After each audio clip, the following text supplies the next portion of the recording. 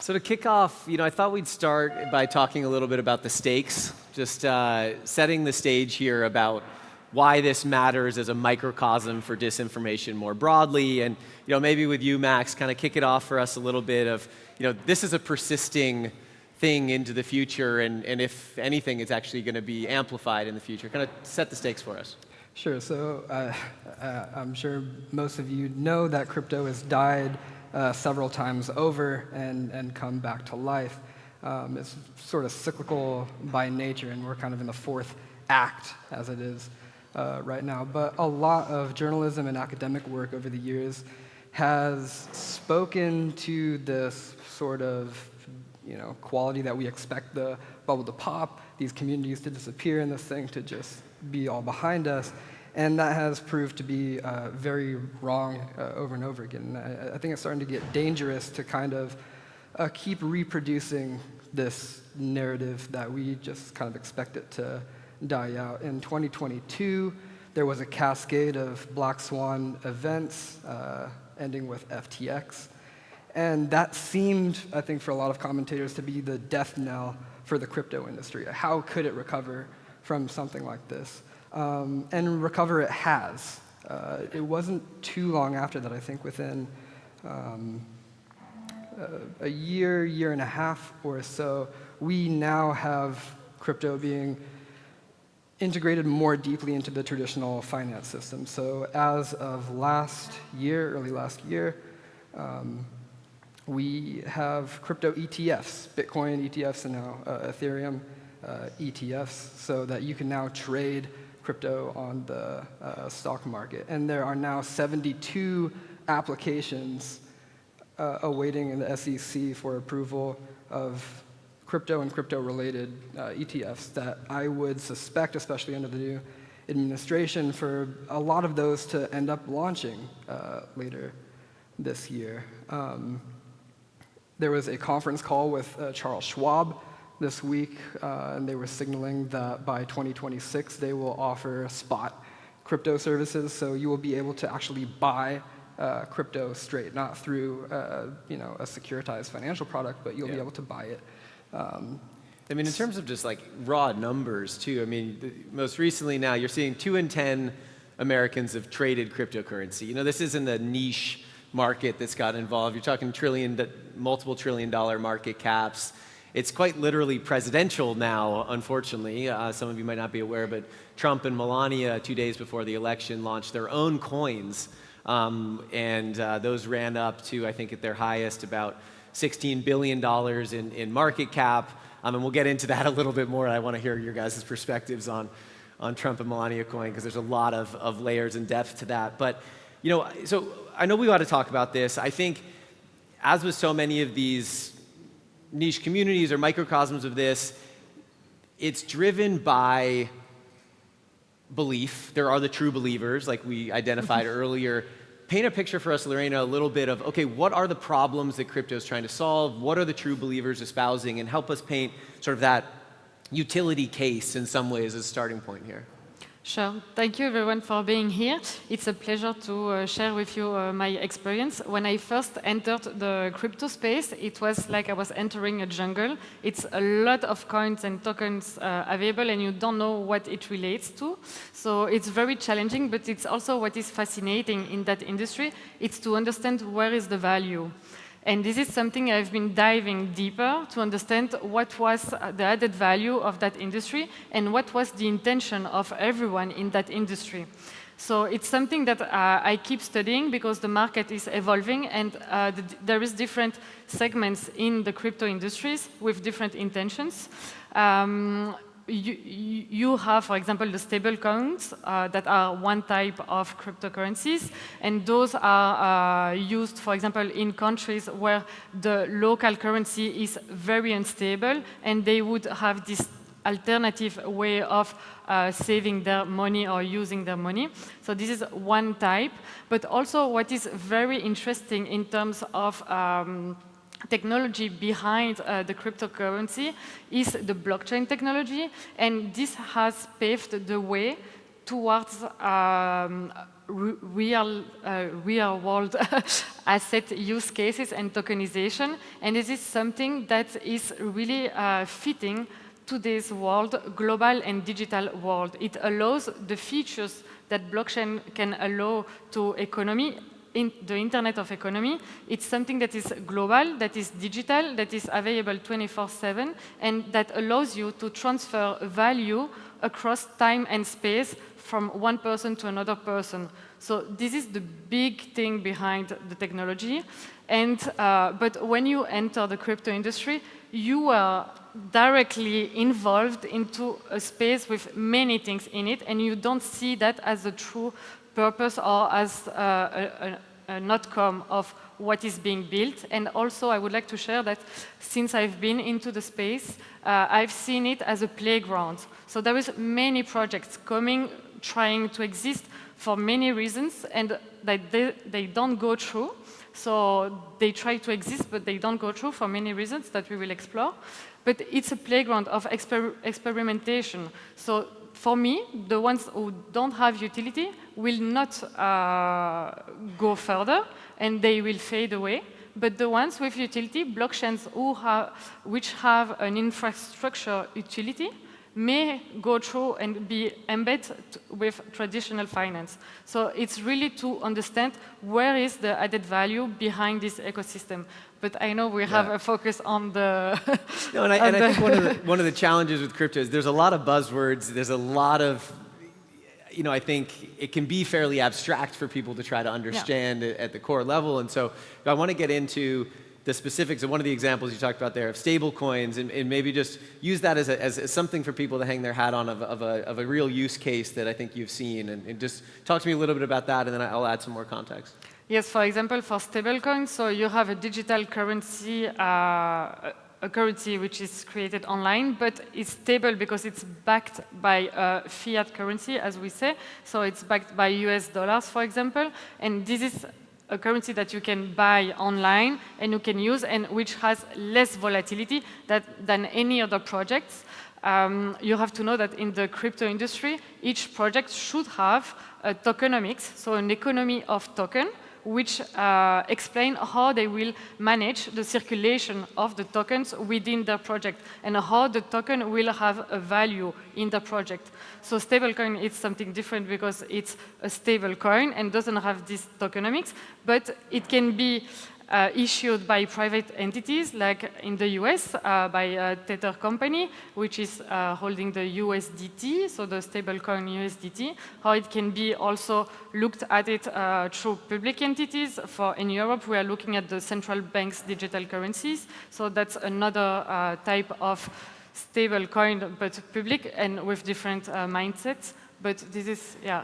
So, you know, we're not going to get too deep into the utility today. It's not the point of the conversation, but I do think utility being a motivator for why people are involved in crypto, I think is important, and it is one of them. I want to talk about some of the others of why this community has started to pop up, why you start to see, 2 out of 10 Americans are using this, and kind of get into some more of it. I mean, I think, you know, Bitcoin obviously started right after the 2008 financial crisis. I think it was a reaction to a lot of distrust in financial institutions.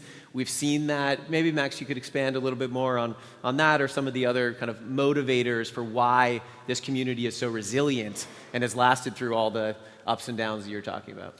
Sure. So I have been defining cryptocurrencies as counterpower communication networks for reimagining how value is constructed and expressed in the digital age, basically.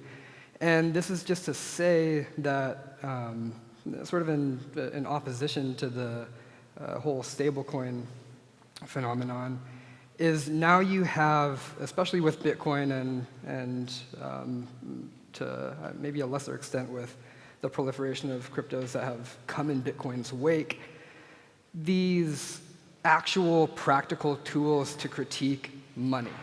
They're not just theories, it's an actual tool that people could buy into, literally, but buy into the narratives around them. And what crypto does is it brings money into the realm of political contestation. Usually we're talking about like critiques of the economy and critiques of class, and rarely are we focusing in the academic sense and in journalism too, on money itself. Money is just kind of this taken for granted thing, and so when you actually have these tools for people to pick up and to find themselves acculturated into these communities and trying to, in this process of looking for the value of it, getting more into the philosophical details and understanding like, oh, I didn't know that fiat money was basically this mix of political and economic power. Mm-hmm. What is backing our money? And how does this thing offer something new to it? So there's a lot of very sort of radical and gripping narratives in this industry that are keeping people there beyond just the self-interested profiteering, which for the most part, that's what people are getting into it for. But the big question is, since this thing is so enduring, why are they staying? How do you get acculturated into these communities, and what are those narratives that are being held onto so fervently about this critique of money and how this thing could potentially create a adjacent or oppositional tool to use as money? Lorena? Yes, I would like to react on what you say, that it's true that if there is no utility, there will be more marketing. So in the crypto industry, how you can build your marketing is around there is different techniques that will keep your community active. You will do the airdrops, as they call, so they will gift your wallet with something, and that will keep you entertained. They will do some contests, they will give you some rewards, and they will try to keep the community active. So if there is no utility, marketing kicks in. But it's really something that, and marketing in the crypto industry has its own features. So indeed, it's something that keeps the community alive, and then some also the fact that the belonging effect, that also when you gather around the same motto, or depending on the coins you are investing in, you may feel that you belong to a movement, a project, or something.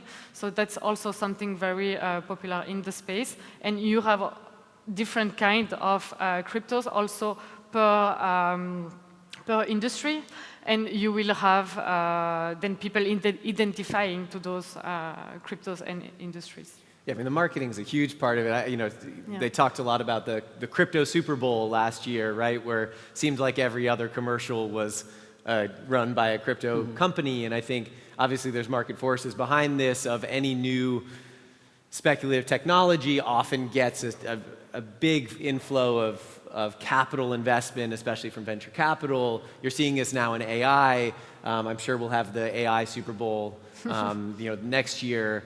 So the marketing element is something I want to get into a little bit more. I'm curious from the audience here for a second. How many people here have traded cryptocurrency? Raise your hand. Okay, so a decent number. How many, just kind of, again, getting at some of the motivations of the community, how many people here trust their financial institutions?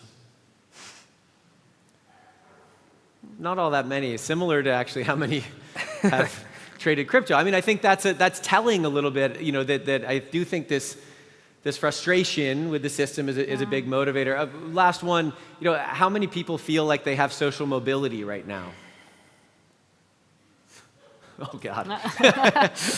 Yeah, I mean, I'll raise my. I don't also similarly feel like as a documentary filmmaker, maybe certain things are out of reach in the current economy, and I do think I recently finished. So I finished 2 films in the crypto space over the last 5 years. Done interviews with over 500 different experts, authors, individual retail investors, trying to get at the psychological elements in many ways of why people are investing in this space. And a lot of my work, I came at it, I was an economics major originally, was coming at this from a systemic inequality standpoint.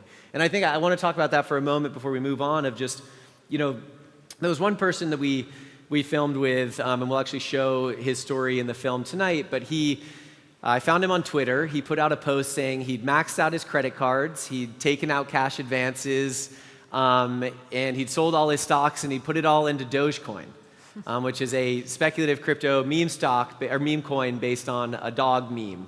And he talks, I immediately had conversations with him. We follow his story throughout the film, but I was asking him why, right? And where was this coming from? And he spoke a lot about when it felt like he had no opportunity for economic advancement, and there wasn't a ladder for him to climb the socioeconomic stratus, he was looking for a trampoline, right? If there wasn't a ladder, how do you try to leapfrog into the middle class? And I saw this repeated over and over again with different communities that we were interviewing and speaking with, was this frustration in, hey, well, if I can't, I'm not going to get rich or even have stability investing annually at 6% a year, so I'm going to look for an alternative. And I think a great comp for this is actually the lottery systems, right? We see this over and over again with the US lottery, where those who are buying lottery tickets are often those who have the least amount of money, and those who have the least are willing to take the biggest financial risks.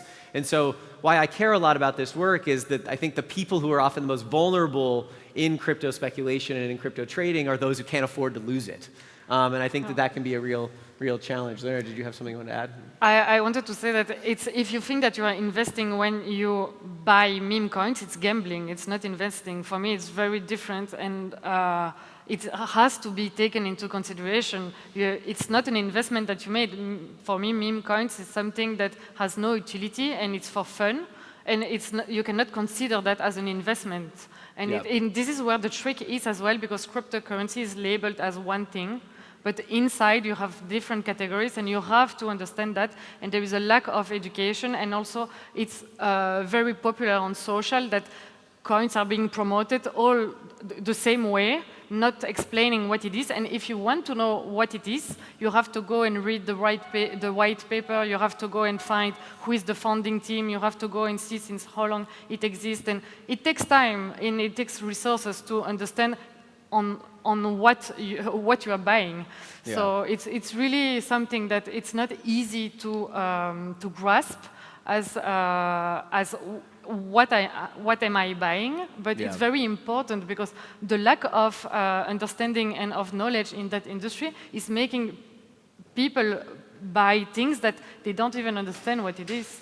Yeah, but I think you're getting at some of this gambling culture, obviously, that's come up around it. We're seeing it in sports betting too. There's been a huge rise in that, and I'm curious, Max, what do you attribute some of that to? I do think there's been some of what I've seen is that some of the younger generations since 2008 has been their investing window, and so that's created a framework in which they do believe, as you said, number only goes up, right? You've lived through a time where 96% of all stocks have gone up. It's been this expectation of high returns, and that may be shifting some of the perception there. But talk to me a little bit about what you're seeing in kind of the culture around that, and Sure. So some of the conversations that I've been having just in the lobbies here last night and today have been focused on what is this sort of environment that people are learning to invest in? What is the environment that Gen Z and millennials especially are adjusting to? And how different is this environment from the environment that you grew up in? I saw earlier there was, maybe a fifth of the room or so, hands went up that you had children from the age of 8 to 12, and I'm sure that there might be a similar amount, or maybe a little bit less, of people who have kids in this room who are, let's say, like from 15 to 30. How are they getting their financial advice? What is the sort of economic orientation that they're being introduced to with all of the platforms that they have on their phones that you might not even know about, that they could trade in their bedroom at night with their doors closed and not even let you into what their economic world is? You have social media influencers, which we're going to get into a little bit deeper as this conversation progresses, who are the purveyors of this financial literacy information as it is. So there's a shift right now that we're living through in what is financial literacy, and it's so bound up with media literacy, and that's, I think, fundamentally what we're looking at here is what is this change? And just hearing some of the presentations today, crypto has been on the tongues of, I think, half of the presenters, and incentives has been, I think, said by just about everybody today. So what I look at is, what is this sort of universe of incentives that people are growing up into that is shaping their economic rationalities? And what you have with cryptocurrencies is this intoxicating blend of social incentives for actually participating in these spaces and becoming one of the members of these communities, which is a term that and I think a lot of people don't problematize enough, because it kind of puts this like cushy, it's a community, when there's a lot of sort of manipulation and gray area that goes on there. But all of this social incentive is built around these software infrastructures built on economic incentives. And so a lot of what we've been talking about in this conference so far is the social incentives and why people are spreading disinformation and why people are buying into these narratives that are built on distrust and so forth. But with crypto, the stakes are even higher because there isn't a direct economic stake that people have when they buy into these communities. You buy into the cryptocurrency itself, and for that narrative to persist and for that network to continue expanding, people necessarily have to buy into this constellation of narratives, have to buy into these economic rationalities or economic sensibilities that make them seem like the bet to play in this new age of investing.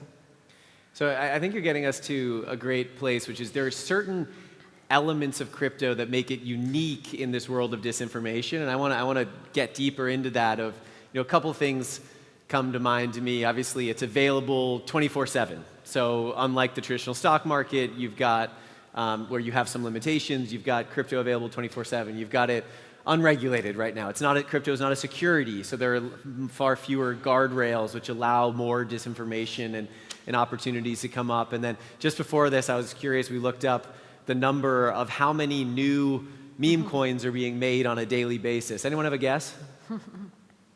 Yeah, shout it out. Shout it out. 1,000.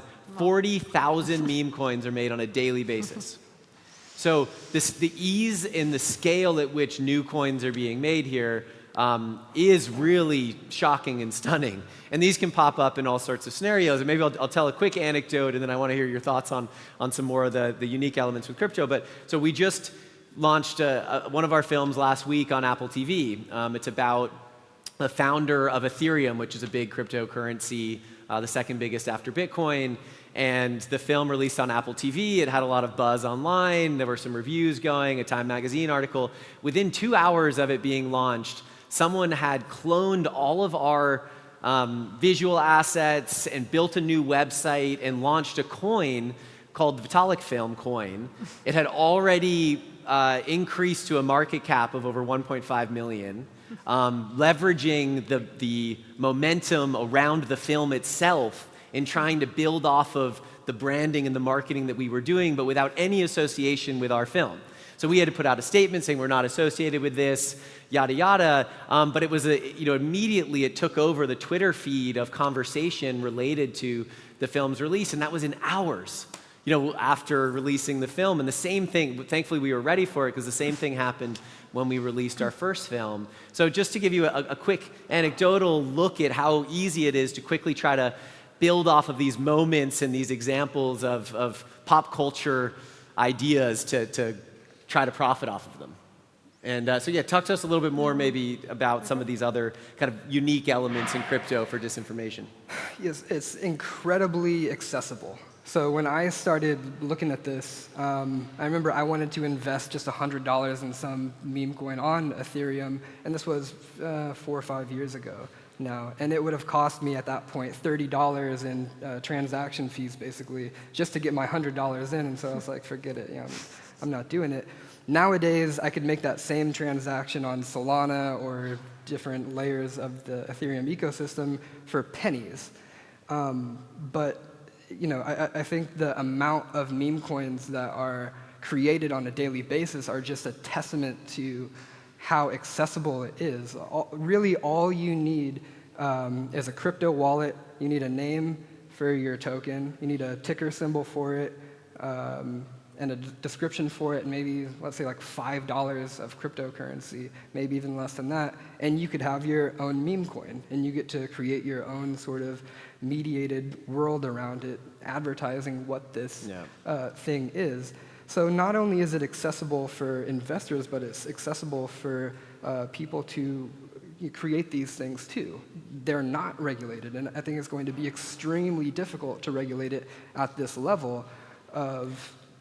You're hitting on something. You know, one thing that scares me a lot is now, under the current administration, we used to have some more gatekeepers, at least, even though it wasn't regulated as security. You'd have Coinbase or some of the centralized exchanges were intermediaries for people to buy Bitcoin or Ethereum or some of the more verified cryptocurrencies, where there is a large difference between Bitcoin and, you know, a new coin that somebody makes in 2 hours on the internet, right? And I think now we've seen, even with Trump and Melania coin, those coins were listed instantaneously on exchanges. People on exchanges. Like Crypto.com, for instance, if you went to the Apple store and looked at Crypto.com, it was Trump and Melania coin as the first two images that you saw there. And so they are going to capitalize on this social capital that, you know, everybody's rushing to these things. We should be the platform where they're actually going to buy it on and create volume around it. So they used to at least be gatekeepers of vetting, hey, we're not going to put these clear pump and dump products on Coinbase. Yeah, this is new.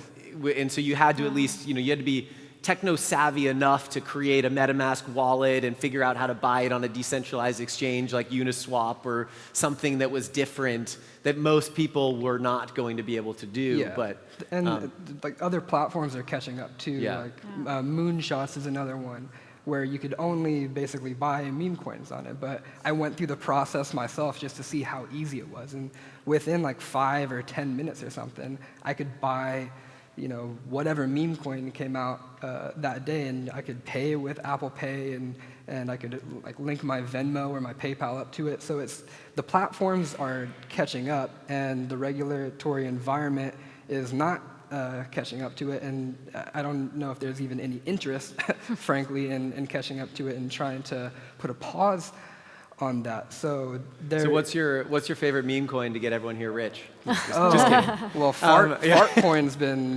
doing really well for people apparently. Can you talk to us a little bit, Lorena? Yes. Well, go for it. I wanted just to add about the particularities of this industry and really related to the crypto industry. We have, there is one concept of privacy that is very important to that ecosystem, and the pseudo-anonymous, how can I say, concept within that industry can also be very challenging to navigate. So that's part also maybe of the disinformation part. It's the fact that we register wallets or names on Discord or different platforms, but with nicknames or with numbers and letters. And that's part of the industry, but it can be very challenging to navigate when you don't know with whom you are collaborating. And the fact that in that industry as well, another feature is decentralization. So you would be able to work with people around the globe and not only having like people working centralized with people you know, or people. So those two features are also something that is new and challenging to navigate, but part of the ecosystem for a reason, but that can be taken also and brainstorm. Yeah, and I just want to highlight the perpetuity element that you're highlighting there. These are 24/7 markets, and I invite you all to think of the market as a culture. The actual social media space and the culture of this thing is going 24/7 as well. So different than the stock market, where on the West Coast it starts at 6:30 and ends at 1:30. This is going all the time around the clock, and so you have people forming affinities from around the globe with this collective interest that they're all trying to navigate in tension with their personal self-interest to keep this narrative perpetuating and to keep the mind share of any given token going around the clock and continuously expanding. It takes a lot of social labor. So how do you guys think about sort of the trade-off between the positive and negative consequences of new technology? And I think this is very relevant as we think about crypto, but also into AI and new, new tools that are going to be risk factors for disinformation. I mean, I think you take crypto, there has been certain positive use cases, like we already touched upon, stable coins in Argentina or elsewhere that can provide some stability for currencies that don't have it. There's also been clear negatives of the speculation that we've already touched upon. Another area that Alan mentioned at the beginning, securities vulnerabilities within the crypto ecosystem. Something we covered in our last film quite a bit was working and doing interviews with the FBI on the amount of hacks and breaches that have happened within the crypto ecosystem. North Korea alone now has already hacked over $5.8 billion from crypto exchanges, which is directly funding their nuclear program, right? So there's real world consequences that come as a result of creating these new technologies. How do you think about or balance some of those trade-offs? I would like to come back on the Korean hack, because as being in the industry, I've asked around different developers about what's their view on it. Since it's worked, cryptocurrencies are decentralized, I was asking, but who is responsible? Can someone stop the hacks? Or since every validator is decentralized, can do something or not? So I had different feedbacks, and one feedback was that technically we cannot have a police on-chain, so it's not something that technically is feasible. On the other side, on the human side, do the validators can take the responsibility to stop a hack and not validate the transaction? That's personal, and that's something that every validator would need to take into consideration if that would become something they would do, but then it would step backwards in terms of censorship, because the goal of decentralization is to have zero censorship. So if ethics enter into the decentralization mindset, then there is like a small glitch. But just for you to understand that those hacks happen, but behind, in terms of the technological layers, they are aware of it. Police on chain is not existing yet. Ethics, it's something that we don't know if it would be applied or not on a personal level. And on front end side, I would say what is also interesting is that you have different actors in the industry who are following those hacks and studying and retracing where it's coming from and trying to seize the funds. So there are investigations going. There are funds that are being seized by the states and being used for themselves. So it's something that is being addressed already in the space. So it's not something that happens and that is left alone. So just to share my experience. Yeah, so I'd like to touch on two things, censorship and financialization. So 30 years before Bitcoin, the Bitcoin white paper was even published in 1988, there was this retired electrical engineer from Intel named Timothy May, and he wrote this manifesto called the Crypto Anarchist Manifesto. And what he was basically saying is that encryption technology is going to create private communication rails and private transaction rails that are going to converge and create markets, darknet markets, where the most abhorrent things are going to be able to persist because the state simply cannot intervene, sort of what Lorena is saying here. And we've seen that happen. One of the primary use cases early on in Bitcoin's life was the Silk Road, and it still persists that crypto is being used for all sorts of negative externalities. In terms of the financialization part of it, think back to 2008 once again with the Great Financial Crisis, and what were some of the factors that came together to make that happen. So one, you have modernization, and especially this rhetoric of modernization. This is going to modernize our archaic financial system. You have deregulation, opening it up to global markets. You have the securitization of everything, even like the weather was being securitized back, in the late 90s, early 2000s. And you have predatory accessibility, and we saw that with the subprime lending. And you have all of those things reappearing. You have a pattern that is playing out. We've seen this already. We've seen that there's analysts that are going to go on the available channels of communication and are going to be incredibly bullish about this thing and issue, buy calls and very rarely like a neutral call, and to keep this effervescence up for indefinitely. It's not to say that crypto is going to create a second great financial crash, but we've seen this pattern play out already. Yeah. And I would pay very close attention to it, especially now that one of the most exciting narratives in the crypto space right now is the tokenization of real-world assets and of these ETFs being offered on stock exchanges and so forth.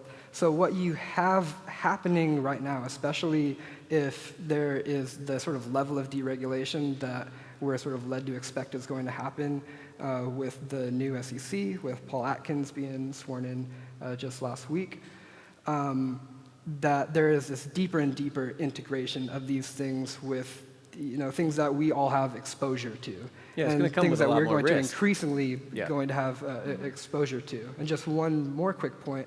I think it was 2 weeks ago, this blockchain called Manta, 90% of the value shed from it in a matter of hours.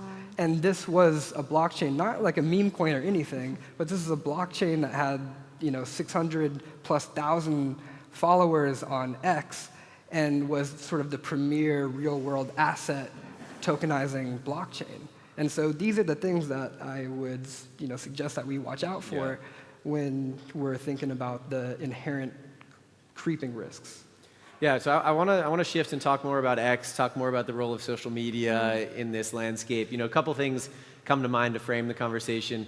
One, a challenge within financial advice online is that those who are licensed have to be very careful about giving financial advice online because they are regulated, because there's more risks of them getting into legal challenges, especially in the US. So, there was a study that was released recently that 79% of young people, their primary source of financial advice and financial education was social media, was TikTok and YouTube. So 79%. And I've seen this validated. We've done events at hundreds of schools around the US and conversations with teachers that, this is where young people are going, is to social media and to the new finfluencer. Bring me into that world a little bit of what that is.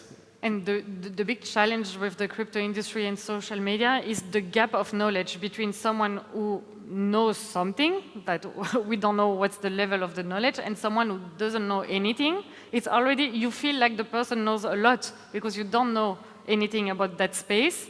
And since it's a complex space, and there is a specific jargon, and there is specific coins, and there's a specific token, and a way to trade, and it's all different. So it's the gap of knowledge between someone who doesn't know anything and someone who knows something, even though that person may not be an expert or financial economics background or whatever. It feels like it's a big gap already, and it can be, how do you say, it can, it's something that can mislead into the fact that you will give credit to someone who is sharing knowledge on social media, and you will believe more easily someone that pretend to know something or know something, but maybe not everything and not at the best. And also, so I wanted to say, so the jargon is very difficult, and also what I have seen in the space, it's a lot of young people not knowing where to find the knowledge and the resources. And when they ask their parents are not very familiar with the ecosystem. And for me, this is an ecosystem which has also no history. So you cannot relate to something that already happened, and you cannot ask your grandparents or your parents advices on it. So you also have to learn from scratch, and this is something very linked to that industry. So you have to learn from scratch, and also the fact that it's a technical space, you have to, the resources that you find, if you want to go deeper, or if you want to try to go through the sources, you have to go to the technical papers. You have to go and see the people who developed the project. So you don't have that medium leverage resources in the middle that can explain, in other words, what is the project. So it's very challenging to navigate as an ecosystem, and it's true that social media can be very tempting, but not the best source of info. Yeah, financial authority has been unsettled. If you look back to some of the old videos from like 1998 to 2000, you have suits, you know, from like Bear Stearns who were going on Moneyline and CNBC and so forth. R.I.P. Bear Stearns. Yeah, and those are the influencers, if you will. Those are the influencers of the age who have a platform on the existing communication channels, who ostensibly, you know, and they have a background in finance, and they're still, you know, playing the game in a sketchy way, but they had some background in finance at least. What you have in crypto is this sort of baseline mistrust, like this institutional mistrust and mistrust of corporations and money itself even. And so anybody could be an influencer so long as you throw your weight and your time into donning the trappings of one and just showing up every day and establishing yourself as an authority and saying like, I made money doing this, and so that confers me with some authority of like how to actually trade in this space. And all it could take is luck, frankly, to have people develop the intuitive judgment and get a taste of what it's like to feel both the economic incentives of making money off the cryptocurrency, but the social incentives of appealing to these already existing communities of value, if not you know, creating their own cryptocurrencies and communities of value. One of the things in Elliot's talk from this morning that really jumped out to me was this kind of gray area of like, who is the true believer? And I would you know, like to echo that for this space in particular, because you got to ask the question, are these, you know, communities, these networks, are they networks of true believers, or are they networks of people who are performatively buying into the narrative, reproducing it, adding on to it, and becoming the sort of authority figures and the leaders in this space when they have economic stake directly? They have a clear financial incentive to do that. Exactly. That's the difference between a lot of what we're talking about. I mean, some of you as well were talking about direct economic incentives, but I don't think there is a more pure overlap when you're looking at cryptocurrencies between these social and economic incentives. And I think, like, to give it its fair shake, look, the democratization of financial information online is objectively a good thing, right? I think we want people to not only have to go to the Bear Stearns guy in a suit for information. I think it is a good thing that you have people asking these questions, creating YouTube videos. I've seen a lot of young people, you know, invest in a 401k for the first time because they know what that is. And, you know, a lot of things that are popping up that are positive within the financial influencer community, that democratization of information is good. I think it's also, obviously it's come with a lot of risks that I want to get into. One example that might be helpful to illustrate this is, you know, in the film that we'll see later this evening, one of the main characters starts getting paid by a crypto company, a coin called Floki coin, which is based off of the name of Elon Musk's dog, right, as it is. And he gets paid $150,000 by Floki coin to promote Floki on his YouTube channels. He's got a couple 100,000 followers. And he doesn't disclose this. He doesn't have to from a regulation standpoint.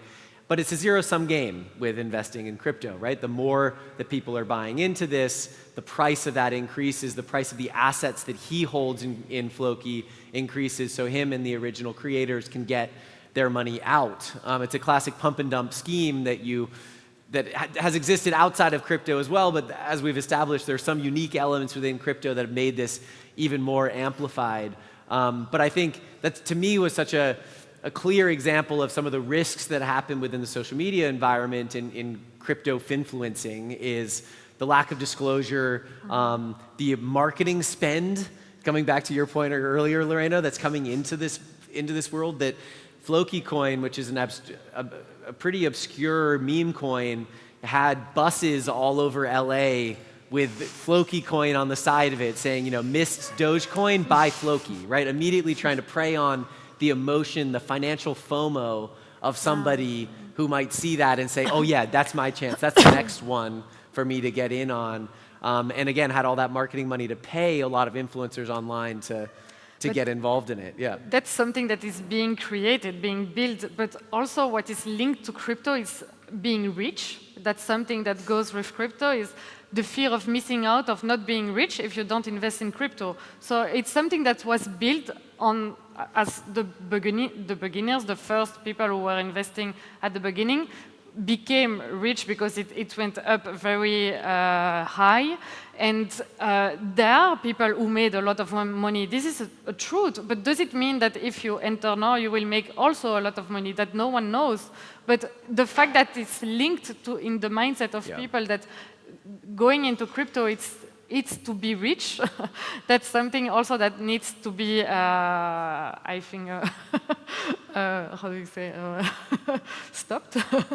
Yeah, and I think it's hard. You know, what's the role of the social media platform in this stuff? Where I think you can look at some of these financial influencers, and you know, some of the advice that we give to students when we're at events is, okay, are they making exaggerated claims? You know, if you see a front image that says guaranteed 1,000x return, that's probably a good sign that might not be an influencer you want to follow. Are they trying to prey on your emotions? I think emotions tied with investing or crypto is always a red flag, you know, in this world. What other things come to mind for you guys kind of to help navigate some of this system?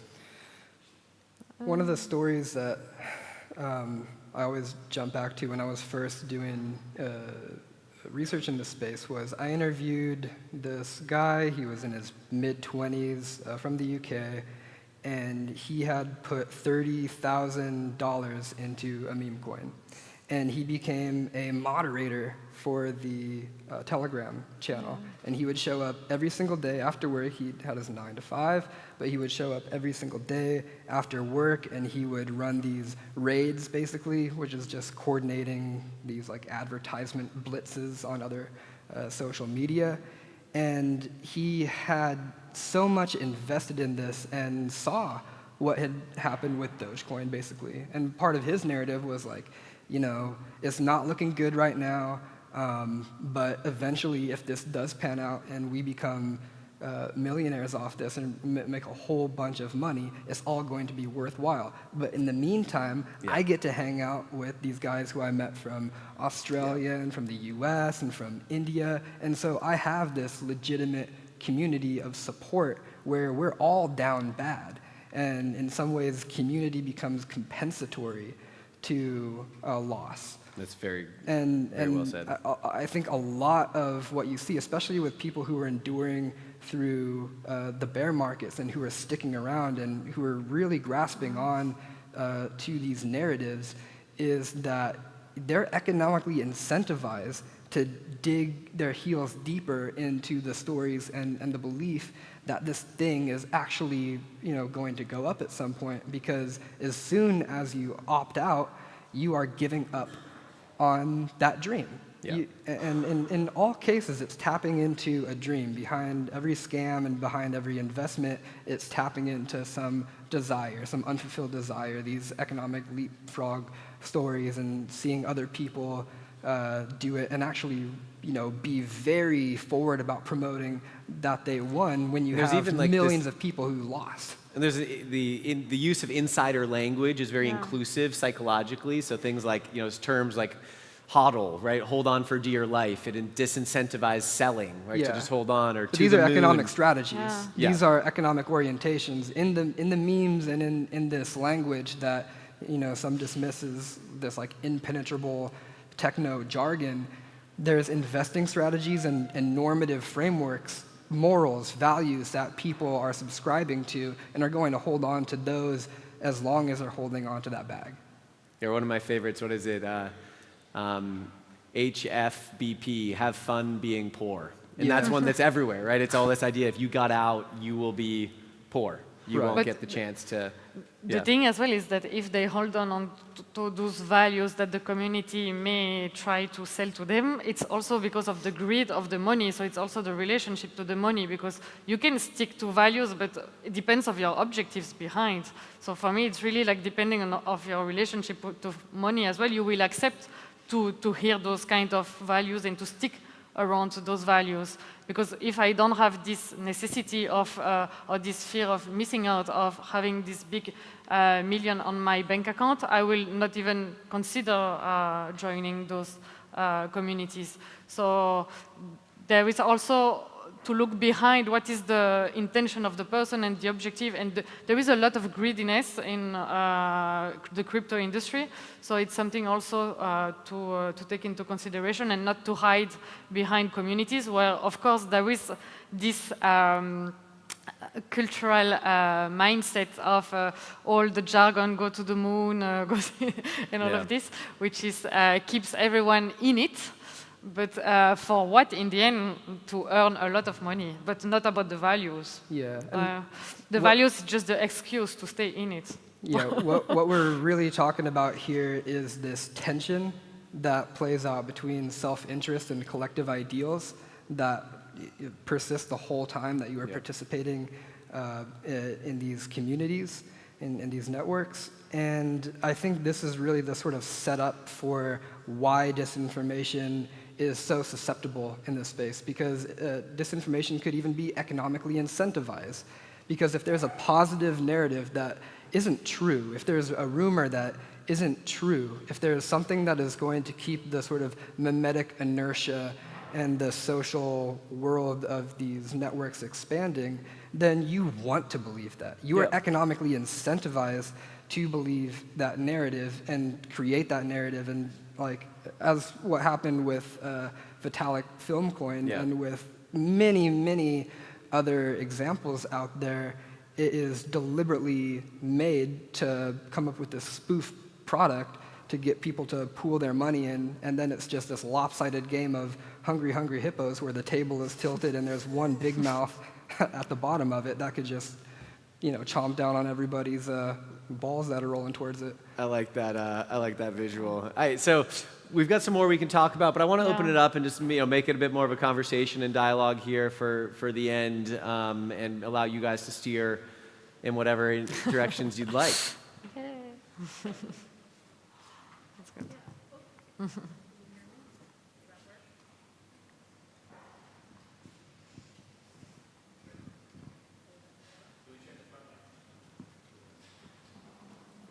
We'll get you another mic. Yeah. The crypto industry is so complex, right? Like, meme coins are essentially Ponzi schemes. You're talking about utility. They're still financial instruments within these projects. And I do think there's so much predatory behavior right now because there's a generation of people who do want a trampoline, right? They don't see the kind of options that their parents had. Are you seeing any kind of emergence of consumer education around blockchain technology and the crypto industry? Yeah, well, in some ways, that's exactly what we're talking about here, is that to be an influencer is to say that you have the good information, or you have information that's going to protect people from scams, or you're going to lead them into the right information. So in some ways, the solution is exactly the problem that we're talking about. Now, is there some good educational stuff out there? I think exchanges do a pretty decent job of this sometimes, with actually going into the technicals of how these things are eventually going to function and what sort of utilities that they lay out, even though they are not actualized, but it gives you a sense of the innovation that you're investing in. The thing is I also think there's an incredible amount of potential to learn about blockchain without throwing your life savings into it. And I think that's a separation too here of like, yes, I think there should be more teaching around concepts of decentralization or blockchain technology. I think fundamentally they're asking really interesting questions. You know, I spent the last 3 years with Vitalik Buterin, who was the 19-year-old founder of Ethereum, and you know, I think his value system is actually very, very interesting. He grew up in Russia, very fearful of centralized authority, and has built Ethereum as a nonprofit, has done some interesting decision-making to try to set up that ecosystem to be more dynamic or more focused on building, yet now he's getting criticized a lot because the price of Ethereum is lower now than some of the more centralized exchanges or the ones where the founders are willing to go to the White House and rub shoulders with Trump, whereas he's not willing to do that. So it's difficult because you can't separate the financialization of the entire market from the values system, if that makes sense. And the people. Yeah. And Lorena, I know I would also share that it's very challenging because we don't have like a balanced knowledge in the space. So either you have the pro space or the cons space, but someone who studies it very in a neutral way, trying to understand objectively what it is. I would say only the developers are doing that, but they are not front end, so they don't like to be in public, and they don't like to collaborate in front end. It's not their type. I won't talk for everyone, but this is what I experience. Back end, it's very nice. But so that's one thing. And also the fact that it's an industry that has been evolving, that has interesting aspects, but that didn't find it fits fit into the system yet. So that's also a challenge on would you like people would like to regulate, to educate or things, but it doesn't have yet its fit in the business model. So how would you like to share the knowledge on the technical part from the bottom up and teach people like what is the sanitation? We can do it, but it will be very boring. So until we have figured out how it will be embedded into society, this is something that still needs to be figured out, and it's paving its way, it's going through the use cases, utilities, but I think education, it's in between that, and this is where it's lagging for the moment. And just to quickly add to that, the sort of education that we're talking about that I think most of us would agree is good is not sexy and it's not going to pump your bags. Yeah. Mm-hmm. Yeah, any other questions? Yeah, Charles. Yeah, so I was just going to ask on this education point whether we're talking about the right thing, because if you were teaching people about road safety, you wouldn't try and explain to them how a car works. Yeah. And therefore I don't think education about unbacked crypto involves teaching people about the blockchain. Yeah. I think what's necessary is proper fact-finding about what has happened to people who've participated in this market. And the Bank for International Settlements did some really interesting research about what the distribution of the losses in this market, which is characterized by a huge amount of price manipulation by large holders, massive amounts of wash trading. So even if the price is going up, apparently, people are losing money at different times. And I think, to my mind, isn't the key thing to find out, in aggregate, just how much money are people losing and who are those people? And that's a better way of educating than trying to explain to them how distributed ledger technology works, because actually most of this stuff is centrally traded now. It's not a decentralized thing at all. Yeah, Sorry, it's a statement, not a question. But No, I agree. It's got a question mark at the end of it. Yeah. No, I think you have to parse the two, right? I thought her question was a little bit more around teaching around the blockchain side, but obviously I think the education on the crypto as a financial vehicle or investment, to me, is just intricately linked with financial literacy. And I think it's something that, there are a lot of efforts to integrate speculative asset conversations into financial literacy for young people across the US, and I think that that's just intricately linked in my mind. It's because whether it's crypto or AI, kids are trading AI stocks on margin on their phones in 30 seconds as well, and I think that that's the same, some of the same behavior and factors that are contributing to that, of a lack of knowledge around risk assessment, around goal setting for their future, a lot of these basics in financial education that I think there's a great opportunity for. And we just partnered with FINRA, which is the U.S. financial regulatory agency, and we're doing 40 colleges around the U.S. going and sharing our film and then having a conversation around risk, around financial FOMO.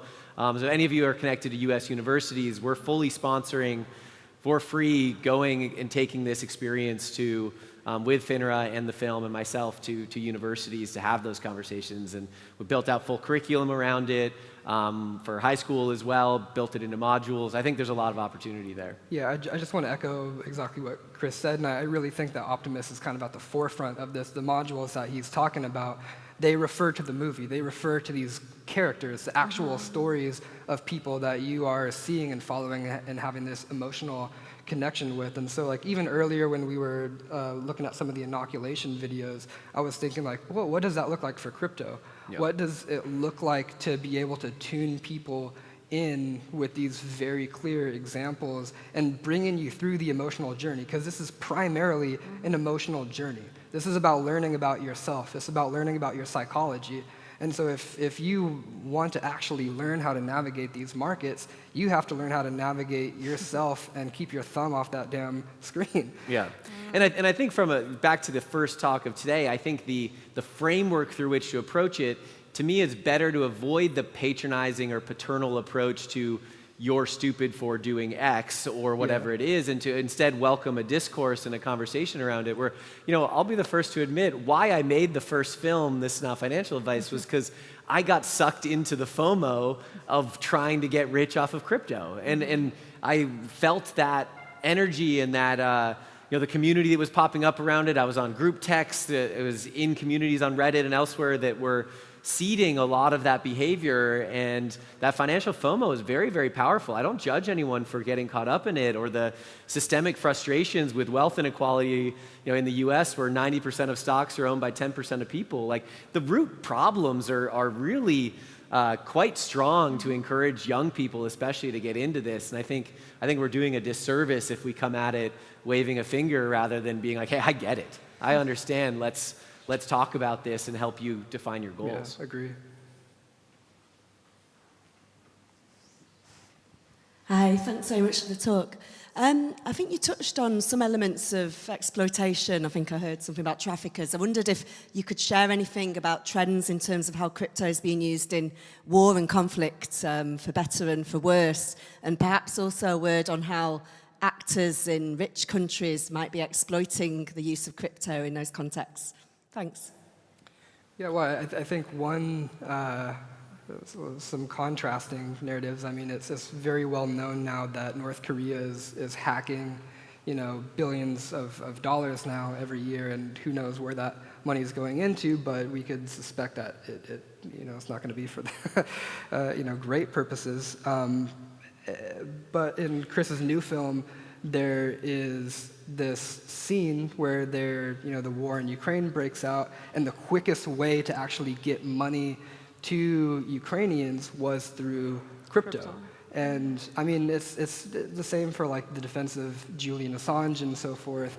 Lines that would typically be cut off for potentially like really noble causes, it creates that possibility. Now, are we just keeping this thing open for crises like this as like the primary positive use cases for it?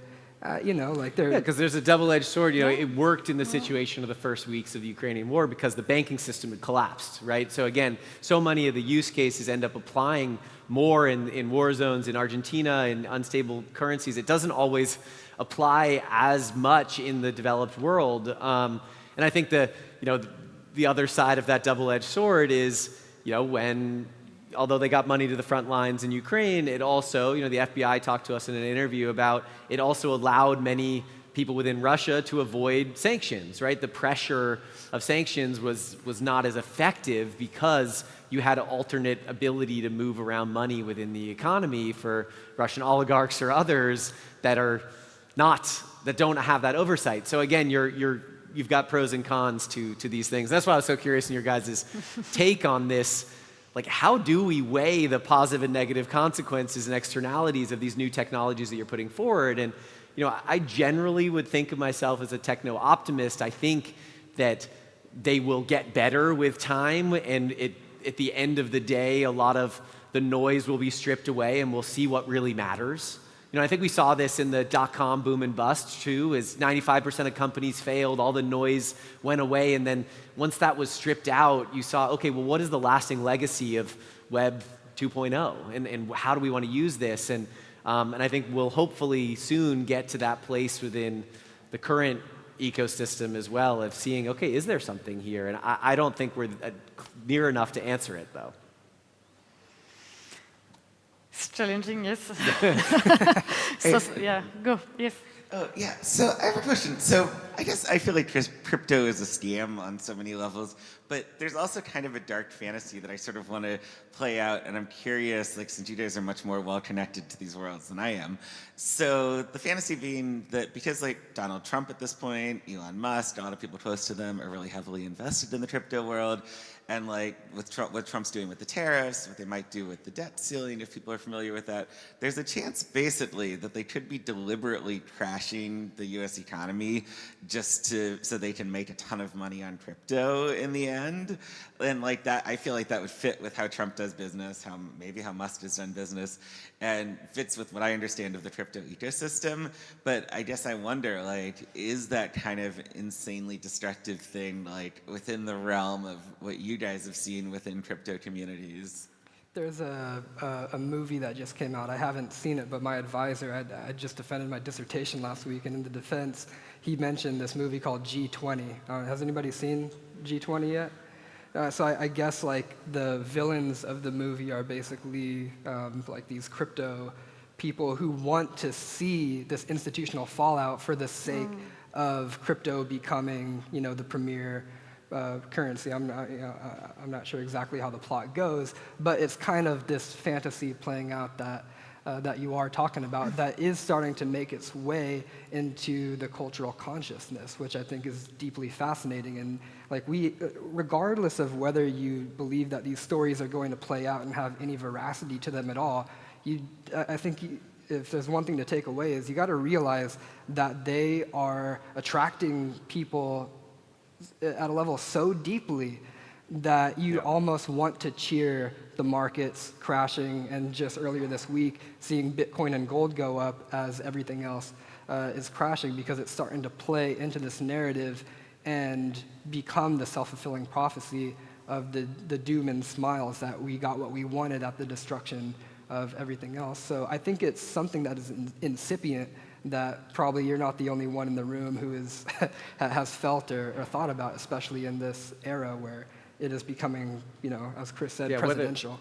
Whether it's not those individuals, or, there are people who support them who absolutely believe and want the entire financial system to collapse. And I think you saw that with, I think Trump is a reaction to a frustration of, hey, let's just blow it up and see what happens, right? And I think that same energy is being brought to some of the crypto conversation. And I mean, I do want to talk about Elon for a moment based on what you were saying, because he has participated in market manipulation, where there was we cover it in one of the films where he's a known holder of Dogecoin. He pumps the coin on his own Twitter, and because of the anonymity within the ecosystem, that it's very difficult to tell how many wallets Elon Musk has, how much holding he has in Dogecoin, that it's very difficult to prosecute him or understand how much arbitrage trading he's doing on the pump and dump, or the pumping and then selling of Dogecoin or other crypto assets. And I think this was a conversation that was brought up on a lot of news over the last 3 weeks with the tariff conversations was, hey, who was benefiting from this potentially intentional dumping of the economy to invest and then benefit from the rise back up once the tariff announcement was recalled. So who knows? I think that's Elon Musk has surprised me repeatedly, and I think he's demonstrated himself being willing to participate across all crypto markets. And I think also in the space, what impressed me is that we give so much importance on the bad things happening in the space and less to the good things.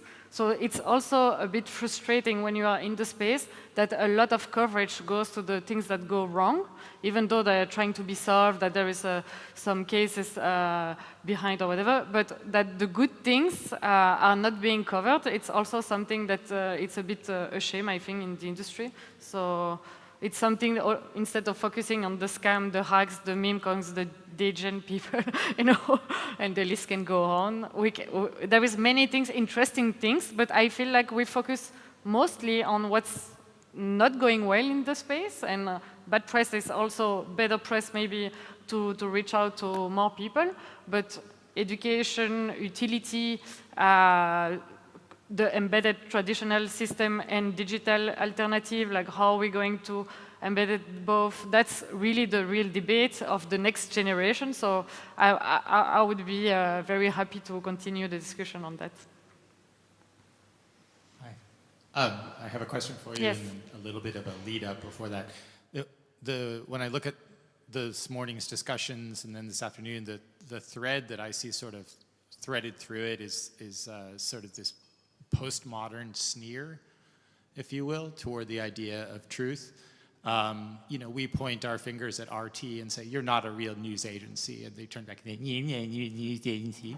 You know, like a news agency is just a show where you have a guy in a suit and he offers opinions. And as long as you have good cameras and stuff, that's a news agency. And we look at crypto and say, that's not a real currency. Not a real currency.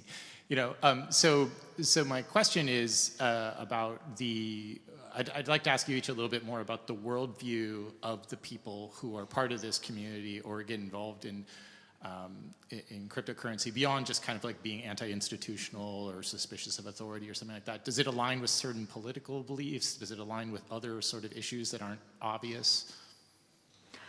I can mention one of them that is being shared amongst a lot of people is data ownership and also financial ownership. So it's something that is being shared among the industry and that is being allowed with the technology behind the cryptocurrency, the blockchain, the wallet, the decentralization. All those features allow that, that function. So that would be one thing that I can talk about, yeah.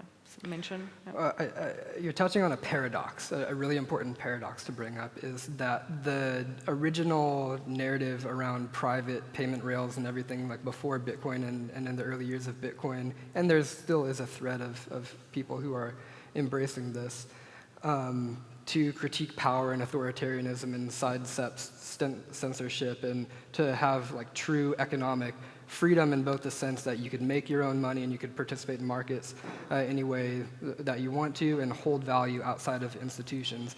That's still there, while at the same time there is this kind of resonance with authoritarianism and embrace. Like there's a lot of cheer around the Trump administration and Trump himself for embracing cryptocurrency in the way that he has. I think the most striking example that I've seen is with the president of El Salvador, Nayib Bukele, embracing Bitcoin and announcing it first at a Bitcoin conference over a video, but announcing it to the community of value before he announced it to his own constituents that they were going to basically ram a bill through Congress and make this thing legal tender without doing any real due diligence as far as the public do. And yet you have a bunch of people who are just like, that's our president, that's our Bitcoin president, baby, let's go. And so there is this paradox of, you know, I think it's insightful to look at that tension to see what are you really in this thing for? Because if you are really in it for the values, you should be denouncing a lot of the stuff that's going on with the embrace and the creating a strategic Bitcoin reserve and using seized funds, you know, from hacks and criminal activities to start that thing. So you're embracing the state insofar as it is helping that community of value gain legitimacy. You know, I think I can talk within the context of following Vitalik around the world for a few years and getting to spend time with him and the ecosystem within Ethereum. You know, there were a lot of people who did really inspire me within the community, who were, you know, incredibly smart, asking really deep questions about systems, about decentralization, about digital ownership. In a small example, when we released the most recent film, Vitalik, we released it first on the blockchain, and by doing that, we were able to retain 100% of the proceeds of people purchasing that on chain. And they could purchase a ticket, and it would go in their wallet, and then they could stream it from our website. And that direct transaction allowed us to retain all of that ownership 100%. Now, when we released it last week on Apple TV, Apple immediately takes 50% off the top just for the privilege of being in their ecosystem and platform. And I think, again, it's not changing the world, but it was a conversation around, hey, how do we think about the gatekeepers of access to content or information, as a documentary filmmaker, us being able to independently make the film without somebody like a Netflix curating or owning final creative on the project, pushing sensational narratives within the film. That's a risk when you work directly with a platform that's financing it, whereas we were able to independently make the film and distribute it independently. There's control that comes with that. And I think in the digital age, as a filmmaker, I think a lot about, okay, how could these tools be useful, for us as we move forward? I think this film was uniquely positioned to use crypto because the audience for it was crypto native. So could we do that with other films? Probably not to the same extent at this point, but it was interesting to explore. And I think I like those questions that are being asked within it. Well, thank you very much. It's been very interesting. But the one thing that's been running through my head for the last hour is two things: the Tulip Mania event in the Netherlands and the South Sea bubble. Yeah. And the third thing that just come to mind is that in Australia for a while we used rum as a currency. So I'm just, this is ringing very much like a bubble that's going to burst because both in the case of the South Sea Company and also with Tulip Mania, they were both very much unregulated markets, and because of the collapse, it then saw regulation coming into both the Dutch stock exchange and then the English one. So I'm just wondering whether you see it as a bubble.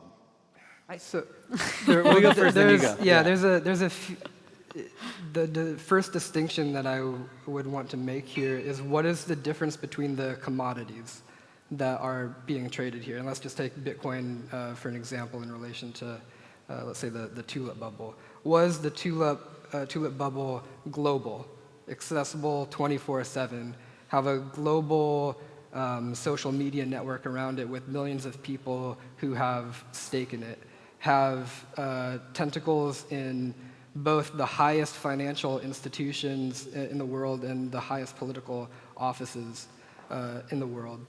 And so there are similar dynamics. There are bubble-like dynamics to it, but I think to disregard the differences between the actual commodities that we have at play, we are in a very novel system here, a very novel system of a voluntary global network being able to communicate value and these narratives to be able to influence the highest institutions of the land. So are there going to be cyclical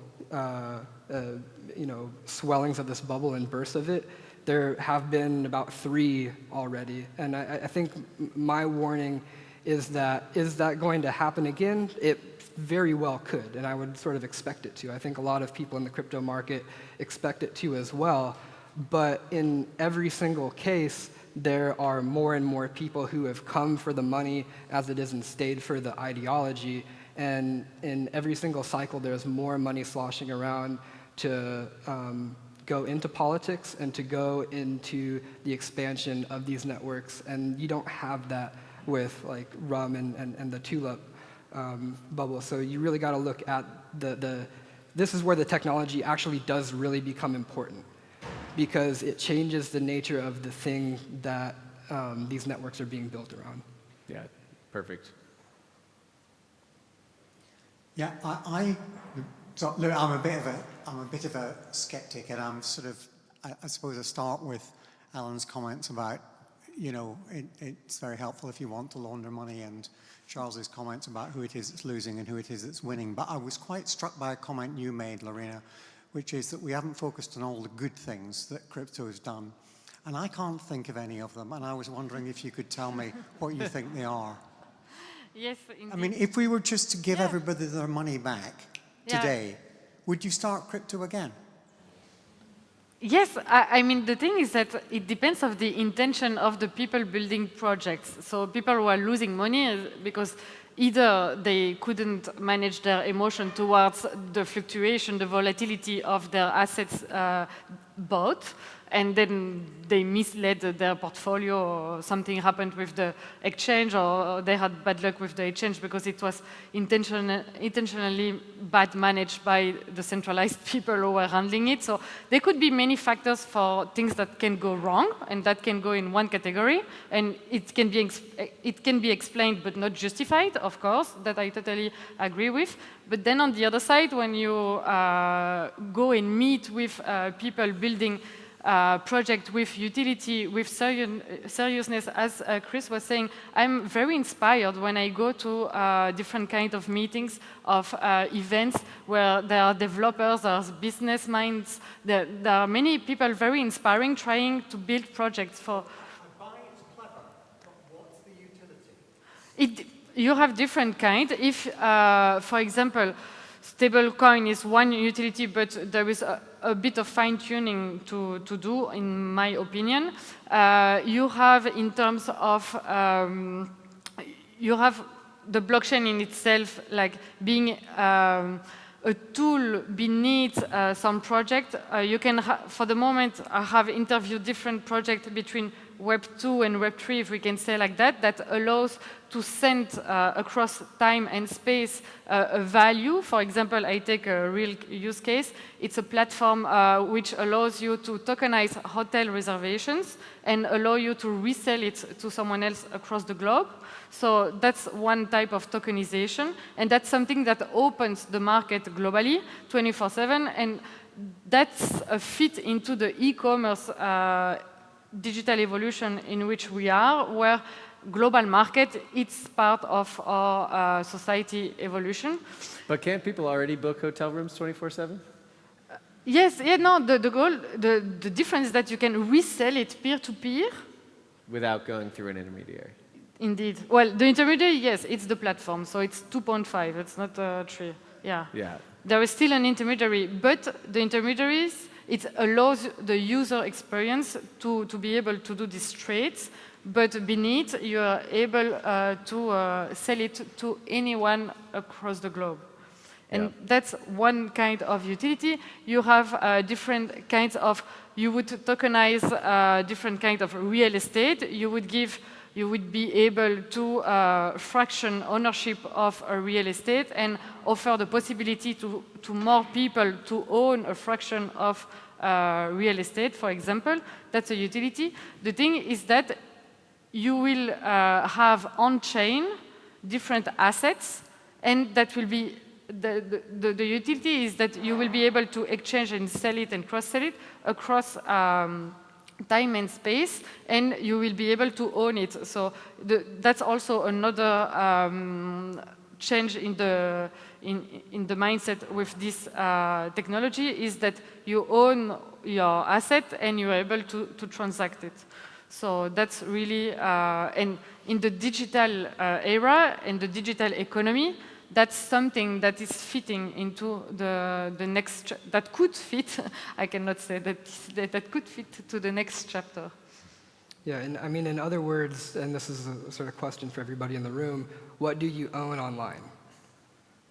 Do you own anything online? And I think the base utility for this, and you could debate the merits of like what these things are that you could actually own, is that this is software that gives you the ability to own property online. Of course, the nature of that property is this discursive construction, and everybody could voluntarily participate in what that construction is. But I think that's the at least fundamental thing that we're trying to build on top of, is this idea of digital ownership, for better or worse. And maybe an example that's relevant from this morning is, or this afternoon's talk, was there's a new social media platform that's been built called Farcaster that allows you to own your own audience instead of, and it's a decentralized platform that doesn't have a Mark Zuckerberg or an Elon Musk who can affect how the algorithm works. It's already built, it's owned by the community, and you own that audience. And I think, I've used the platform, it's interesting. Again, like, will it have the staying power? I don't know. I mean, and in my mind, again, we spent 3 years embedded into this world, exploring different use cases. I think right now there's a lot more questions that are interesting to me than there are true applications. And I give Vitalik a lot of credit, the main guy and the founder of Ethereum, where he said, if all this technology amounts to is people gambling money with one another, that's a huge wasted opportunity. And we should really just be quiet until we have something that's worth sharing. And I think the problem, I agree with him, but the problem is because it's all powered by financialization, it's very difficult to extract, the couple hundred or thousand people who are building and playing with new technologies from all of the financial speculation that's funding that, right? So I think it is challenging to get there of, eventually of, okay, what will be the lasting legacy here? And yes, because in my opinion, I don't think it has hit that mainstream product yet. And not sure if it ever will. So I want to thank our panelists. We're out of time.